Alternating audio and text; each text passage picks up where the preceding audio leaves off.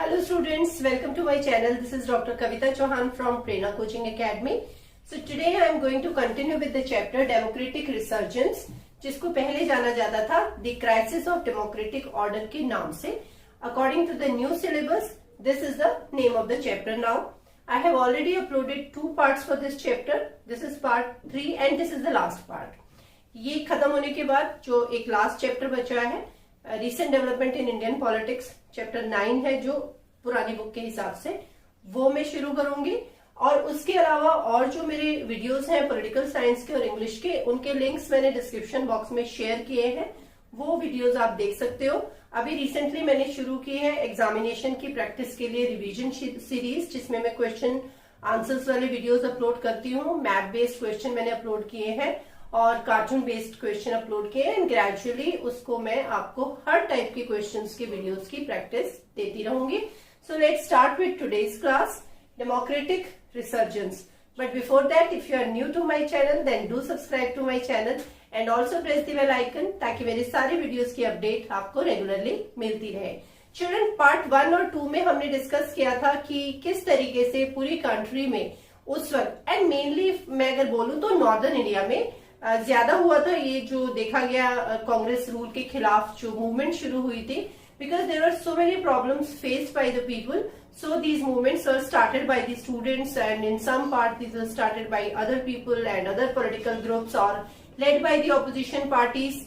तो ये जो मूवमेंट शुरू हुई थी, इन मूवमेंट्स के बाद जब फिर किस तरीके का बैकग्राउंड बना इमरजेंसी का, क्या क्या कारण रहे इमरजेंसी डिक्लेयर होने के. So now today we will discuss what happened after the emergency was over.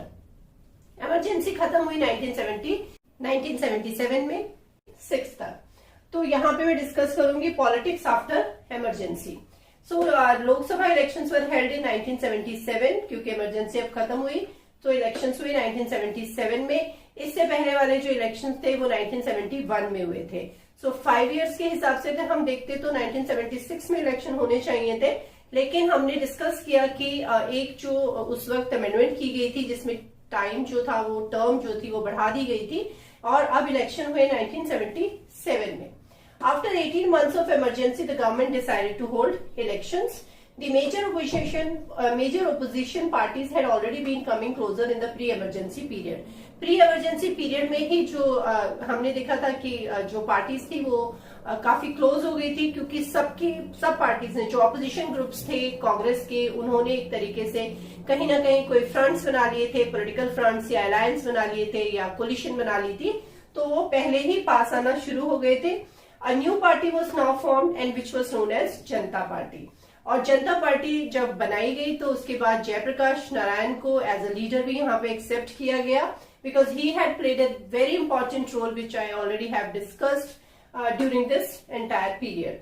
Congress leaders who were opposed to emergency also joined this.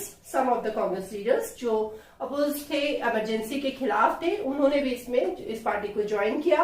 Then some other formed a new party. कुछ ऐसे थे जिन्होंने अपनी खुद की नई पार्टी बनाई, जैसे कि under the leadership of Jagjivan Ram, and the party was known as Congress for democracy. Janata party focus on the non democratic character of the rule and on the various excesses that took place. अब जब कोई भी party election लड़ती है तो election campaign में एक मुद्दा होता है जिसको लेके पॉलिटिकल पार्टी अपने आप को प्रोजेक्ट करती है. यहाँ पे जनता पार्टी का मेन फोकस रहा कि जो भी कांग्रेस के ये जो इमरजेंसी का पीरियड था उसमें जो नॉन डेमोक्रेटिक कैरेक्टर सामने आया उसको इन्होंने मेन एजेंडा बनाया. और इसके साथ साथ जो और ज्यादा कुछ ऐसी मतलब लिमिट्स क्रॉस हुई थी as far as the fundamental rights of people were concern या liberty of people was concern, तो किस तरीके से उन पे रिस्ट्रिक्शंस लगाई गई थी, कैसे लोगों को अरेस्ट किया गया था, क्या क्या ज्यादतियां हुई लोगों के साथ, उस पे फोकस किया जनता पार्टी ने. The public opinion was against the Congress. Public opinion भी इस वक्त कांग्रेस के अगेंस्ट थी. वो तो इमरजेंसी से पहले ही, जैसे मैंने डिस्कस किया, मूवमेंट्स ऑलरेडी स्टार्ट हो चुकी थी. Jayaprakash Narayan became the popular symbol of restoration of democracy. ये जो टर्म्स होती हैं ये you must remember, because from the examination point of view these are very important. So Jayaprakash Narayan को यहाँ पे सिंबलाइज किया गया इस टर्म से that is called as restoration of democracy, कि अब डेमोक्रेसी को रिस्टोर किया जाएगा. So this is how you can say the Lok Sabha elections of 1977 were held. Now let's talk about the results. वैसे तो सबको एक क्लैरिटी थी कि क्योंकि इमरजेंसी की वजह से ऑलरेडी कांग्रेस की इमेज जो थी वो खराब हो गई थी, तो लेकिन फिर भी जो फाइनल रिजल्ट्स जब आए तो it took everyone by surprise. The Congress could win only 154 seats in the Lok Sabha and it got defeated for the first time since independence. हमने पहले भी डिस्कस किया मैंने कि इंडिपेंडेंस के बाद one party dominance could be seen as far as our political you can say phenomena was there.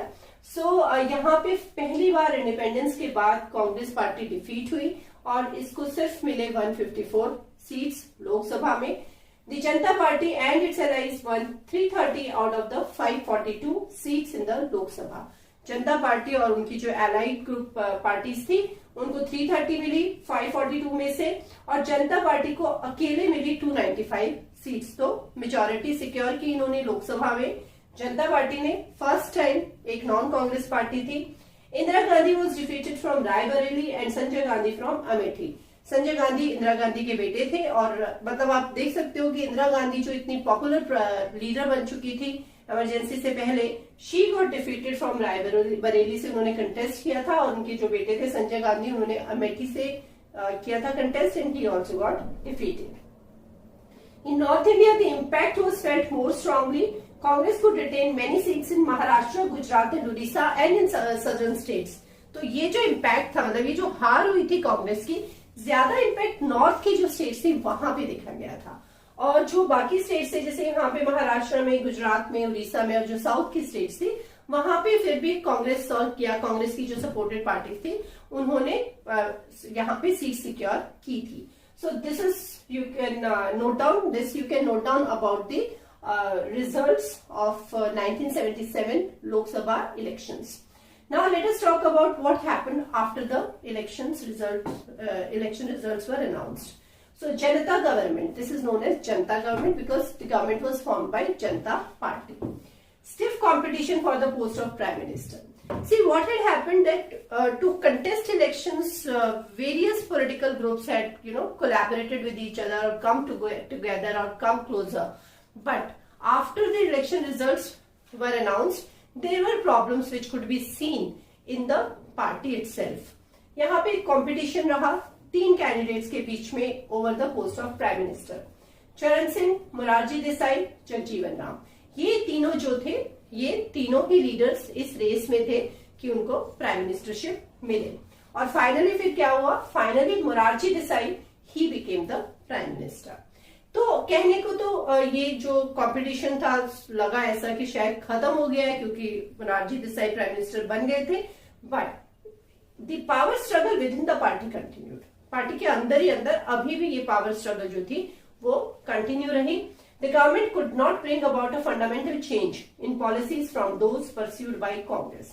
Second important point, first हो गया पावर स्ट्रगल रही पार्टी के बीच में. सेकेंड हुआ कि कांग्रेस ने जो पॉलिसीज ये इमरजेंसी से पहले कांग्रेस फॉलो कर रही थी, उनमें और जनता पार्टी ने जब बाद में पॉलिसी मेकिंग की, कोई ज्यादा चेंज लोगों को नहीं लगा. तो वो एक आप कह सकते हो ड्रॉबैक रहा. The Janata party split and the government led by Morarji Desai loss it's majority in less than 18 months. मतलब मोरारजी देसाई की जो गवर्नमेंट थी उन्होंने यहाँ पे दे लॉस्ट मेजोरिटी, मतलब 18 महीने कि आप कह सकते हो उससे भी थोड़ा कम था टाइम पीरियड जब ये जनता government under Morarji Desai could sustain itself. और उसके बाद क्योंकि स्प्लिट हो गई तो पार्टी टूट गई. वैसे ही मतलब ऐसे मिलजुल के मेजोरिटी बना के पार्टी यहाँ पे सरकारें बनाई गई थी, तो ये टूट गई पार्टी. और पार्टी टूटने की वजह से मोरारजी देसाई वाली जो गवर्नमेंट थी, मतलब he was the prime minister, it lost majority. Charan Singh form the government with support from Congress. अब चरण सिंह ने सरकार बनाई. ऊपर हमने देखा है यहाँ पे चरण Singh was also the one of the candidate for post of prime minister. तो चरण सिंह ने सरकार बनाई कांग्रेस की सपोर्ट से, लेकिन कांग्रेस ने सपोर्ट विड्रॉ कर ली विद इन 4 months. 4 महीने के अंदर गवर्नमेंट ने कांग्रेस ने ये सपोर्ट विड्रॉ कर ली, तो ये सरकार भी टूट गई. तो अब सरकार ये टूट रही थी यहाँ पे, So what happened? Now fresh elections were to be held. Midterm elections होने कराने पड़े यहाँ पे. So fresh elections were held in January 1980 और ये जो 1980 के इलेक्शंस हुए, इन इलेक्शंस में कांग्रेस फिर से पावर में आ गई. Congress one 354 seats.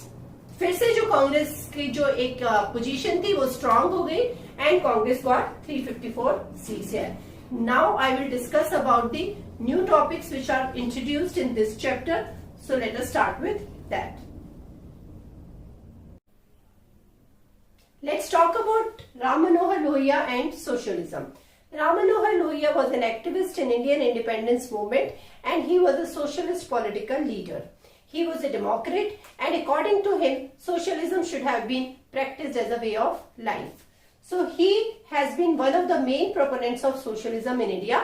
इंडिया में सोशलिज्म को बढ़ावा देने में उन्होंने काफी इंपॉर्टेंट रोल प्ले किया. He championed the idea of democratic socialism. According to him, capitalism and socialism were equally irrelevant for Indian society. मतलब उन्होंने यहाँ पे ये बोला कि जैसे अगर हम बात करें दूसरी कंट्रीज की, so capitalism was practiced in European countries and democracy was also followed there. So, but he was in favor of democracy, but he found capitalism to be irrelevant as far as the Indian society was considered.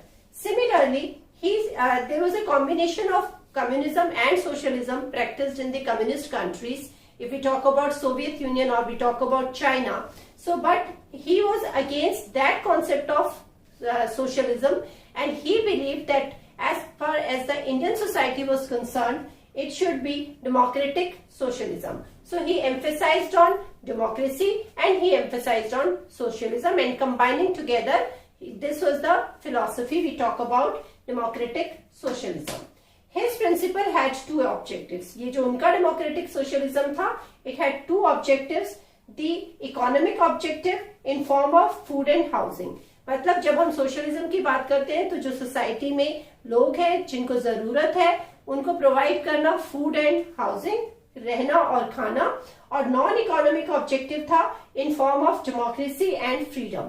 सो जब when we talk about the political ideology, so democracy should be practised in form of providing freedom and equality to people. So it had two objectives. He also advocated चौक बुर्जा राजनीति. चौक बुर्जा राजनीति, बुर्ज यहाँ पे इस word को एम्फेसाइज किया गया है, ये वर्ड आपको याद रखना होगा. इसमें 4 पिलर्स होते हैं. So he was talking basically about the 4 pillars of politics. की पॉलिटिक्स के 4 पिलर्स हैं, 4 बुर्ज हैं: centre, region, district and village.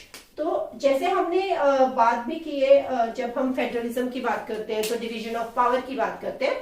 So similar kind of system he is talking about, but he is talking about the 4 pillars. कि 4 आप कह सकते हो levels होने चाहिए, जिसमें starting from the village level. So he gave emphasis to the village politics. So village से start किया, district, region and then center. He argued that the policy of affirmation should not only be for the downtrodden, but also for women and other non-religious minorities. Policy of affirmation की जब हम बात करते हैं तो जैसे कि अगर जो डाउन ट्रोडन सोसाइटी के सेक्शन थे हमारे, सो schedule caste, schedule tribes and backward caste, तो उन्होंने कहा कि जिस तरीके से उन लोगों को डेवलपमेंट की जरूरत है या पॉलिसी ऐसी बनाने की जरूरत थी गवर्नमेंट को जो उनको अपलिफ्ट कर सके, तो उन्होंने कहा कि ये सिर्फ डाउन ट्रोडन के लिए नहीं होनी चाहिए, बट ये होनी चाहिए औरतों के लिए भी, क्योंकि औरतों को भी कंसिडर किया गया यहाँ पे as part of the disadvantage section of society. And he also said कि जो और नॉन रिलीजियस माइनॉरिटीज हैं, मतलब जो रिलीजन के बेस पे माइनॉरिटीज यहाँ पे कंसिडर की जा रही थी वो नहीं, बल्कि जो नॉन रिलीजियस माइनॉरिटीज है. सो बेसिकली उन्होंने समाज में जो सारे वो वाले सेक्शन थे सोसाइटी के जो डाउन ट्रोडन थे या डिसएडवांटेज थे, मतलब जिनको एडवांटेजेस नहीं मिली थी शुरू से ही जब से ये समाज बना, तो उन्होंने एम्फेसाइज किया कि ये जो पॉलिसी ऑफ अफर्मेशन है, ये जो पॉलिसी ऑफ अपलिफ्टमेंट है और to bring them to the equal level है, ये इन सब के लिए भी इक्वली होनी चाहिए. उसके बाद उन्होंने एक और जो यहाँ पे उनका आइडिया है जिसके बारे में हम डिस्कस करेंगे, that was the party of socialism, that is merger of all political parties and it should be called as party of socialism. यहाँ पे ये जो पार्टी ऑफ सोशलिज्म था, it emphasized on again three perspectives. First was spade, second was vote, third was prison. So according to him, when we talk about spade, it meant prepared to make efforts. जब effort करने के लिए कोई तैयार है, जैसे अगर हम पॉलिटिक्स की बात करते हैं, सो एफर्ट्स होने यहाँ पे बहुत जरूरी थे हर लेवल पे.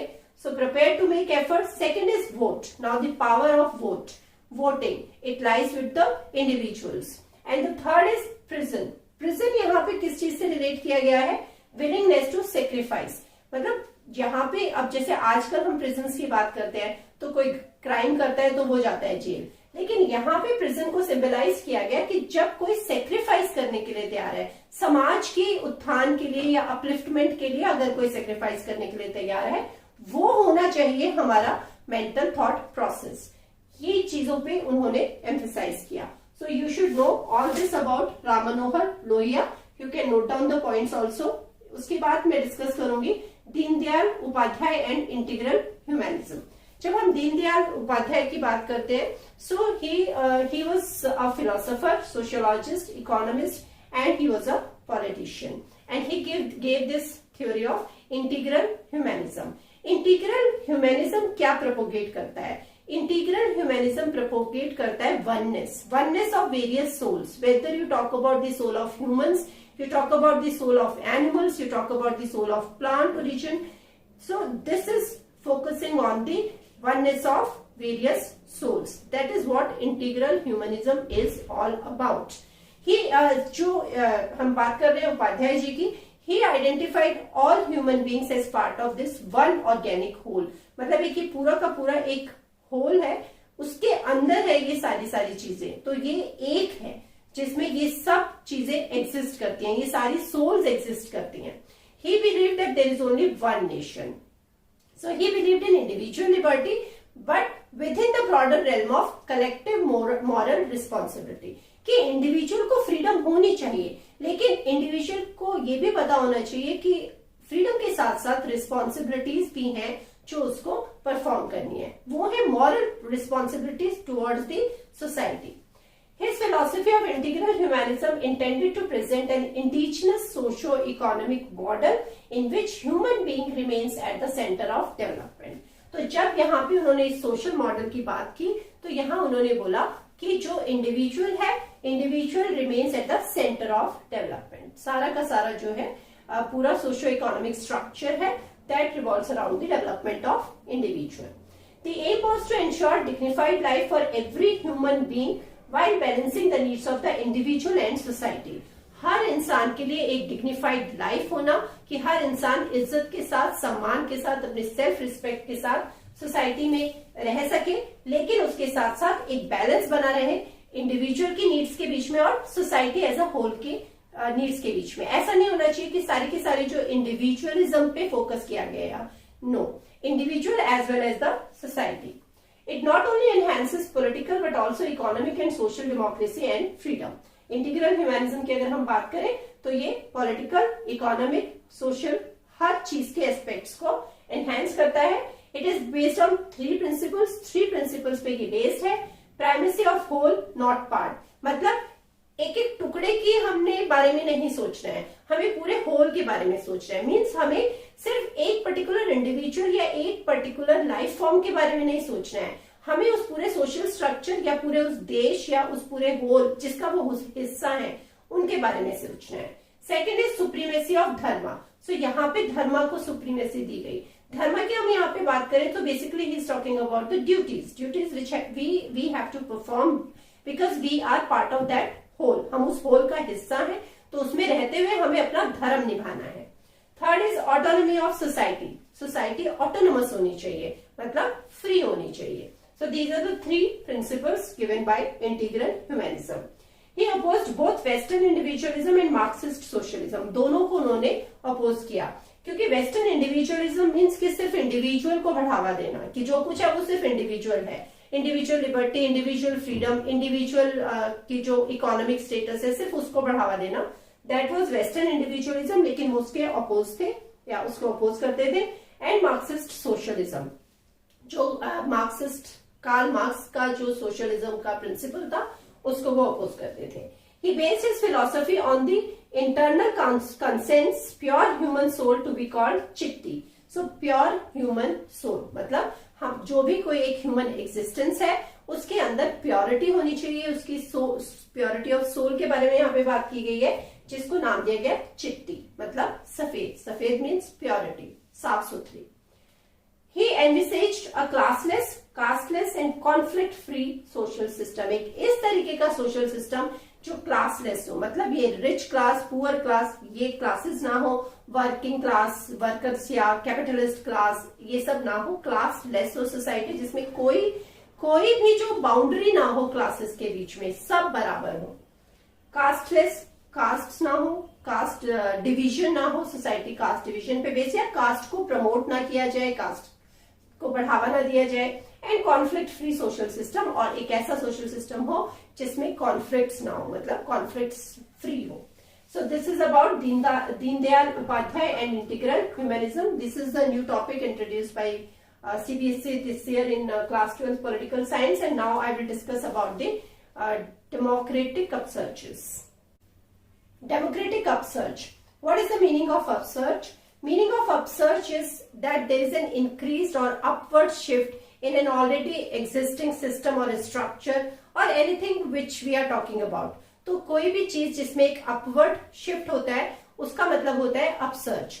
Here we are talking about the democratic upsurge. And democratic upsurge is related to the increasing participation of people in the democratic process. तो ये जो लोगों का पार्टिसिपेशन इंक्रीज हुआ पॉलिटिकल सिस्टम में, उसको रिलेट किया गया डेमोक्रेटिक अपसर्ज से। When we talk about the democratic upsurge in India, there are three phases which you can divide this democratic upsurge in three phases. The first one is the democratic upsurge which started from 1950s and lasted till 1970s. यहाँ पे जो democratic upsurge को relate किया गया वो इस चीज से रिलेट किया गया कि कैसे इंडिपेंडेंस के बाद इंडिया ने डेमोक्रेसी इम्प्लीमेंट की, और जैसे मैंने पहले भी बात की है, इलेक्शन कमीशन फॉर्म किया गया 1950 में, और उसके बाद first general elections were held in 1951। तो ये जो एडल्ट वोटर्स का पार्टिसिपेशन था, किस तरीके से इसमें एक इंक्रीज हुआ और अपवर्ड शिफ्ट हुआ 1950 से शुरू होके 1970s तक, मेनली इस चीज पे फोकस किया गया। So based on the participation of Indian adult voters to the democratic politics, ये फर्स्ट पॉइंट है। Second point is falsifying the western myth. Western myth मतलब जब हमने इंडिपेंडेंस के बाद डेमोक्रेसी इंप्लीमेंट की तो उस वक्त इंटरनेशनल लेवल पे ये बहुत एप्रीहेंशन थी, और इस चीज में बिलीव किया जाता था कि ये जो बिलीव किया गया था कि ये जो इंडिया था एज अ इंडिया को देखा गया एज अ बैकवर्ड कंट्री जिसमें लोग पढ़े लिखे नहीं थे और बहुत ही ज्यादा बैकवर्ड थे। तो ये माना गया कि जो डेमोक्रेसी की सक्सेस है, according to them basically it required modernisation, urbanisation, education and access to media, कि जब तक ये सारी चीजें नहीं है तब तक किसी भी कंट्री में डेमोक्रेसी सक्सेसफुल नहीं हो सकती। और इसीलिए इंडिया का जो डेमोक्रेटिक एक्सपेरिमेंट था उसके बारे में लोगों को शक थे, लेकिन इसको हमारी कंट्री में झुटला दिया गया, और हमारा जो डेमोक्रेटिक स्ट्रक्चर था या जो डेमोक्रेसी इंप्लीमेंट की गई इंडिया में, वो अब यहाँ पे सक्सेसफुल हो चुकी थी 1970s के पीरियड तक। सो this is the first democratic upsurge. The second democratic upsurge. Second democratic upsurge, basically you can say that it is related to the participation of lower classes of society. When we talk about the scheduled caste, scheduled tribes and the other backward caste.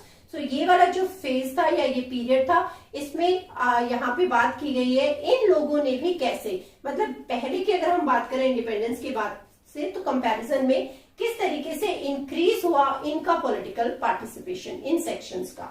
So during the 1980s, the increasing political participation of the lower classes of society, such as the scheduled caste, scheduled tribes and OBCs. So according to Yugendra Yadav, this can be related to the second upsurge. It has made Indian politics more accommodative and accessible for these classes. Indian politics जो यहाँ पे थी इस period में, बहुत सारे leaders थे, political parties भी थी जिन्होंने इस चीज को बढ़ावा दिया और ये पार्टिसिपेशन को प्रमोट किया और एनकरेज किया।